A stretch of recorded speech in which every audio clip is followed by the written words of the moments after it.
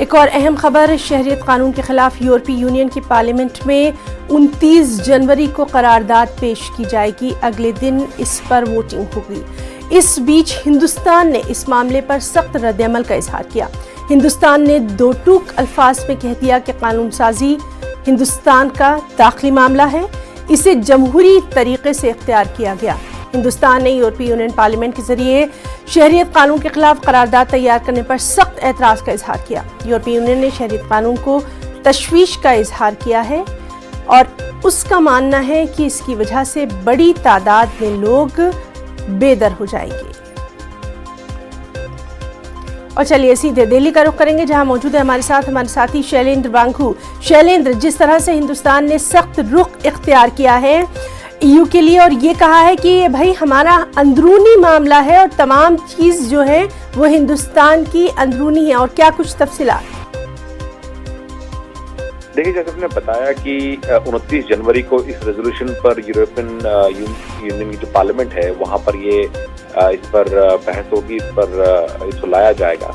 लेकिन इस पूरे मामले पर हमारे सोर्सेज जो हैं उनका ये मानना है कि ये पूरा मामला सीएए का जो है ये भारत का अंदरूनी मामला है और इसको पास कराने के लिए बाकायदा प्रोसीजर फॉलो किया गया है।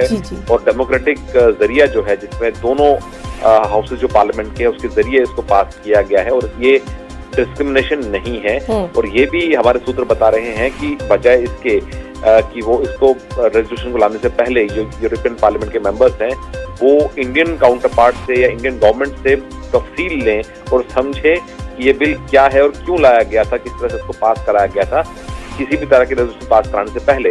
तो कहीं ना कहीं साफ तौर पर हिंदुस्तान ये मानता है कि ये भारत का अंदरूनी मामला है और कोई जो अपने आप को डेमोक्रेटिक कंट्री कहते हैं, बाकी जो डेमोक्रेसीज हैं वो इंडियन डेमोक्रेसीज को भी अब एट पार ही समझे, क्योंकि ये भी डेमोक्रेसी के तहत ही इस बिल को लाया गया है, प्रॉपर प्रोसीजर फॉलो किए गए हैं। लेकिन अहम बात ये भी है कि पिछले साल अक्टूबर में यूरोपियन यूनियन की एक डेलीगेशन को कश्मीर भी ले जाया गया था, लेकिन उसके बावजूद कश्मीर को लेकर भी यूरोपियन यूनियन का नजरिया अब तक बदला नहीं है और माना जा रहा है कि इससे पहले भी यूरोपियन यूनियन जो है कश्मीर पर इसका रेजोल्यूशन ला चुकी है। लेकिन अब सीएए को लेकर यूरोपियन यूनियन के करीब 150 से ज्यादा जो पार्लियामेंटेरियंस हैं वो इस रेजोल्यूशन को लेकर आ रहे हैं।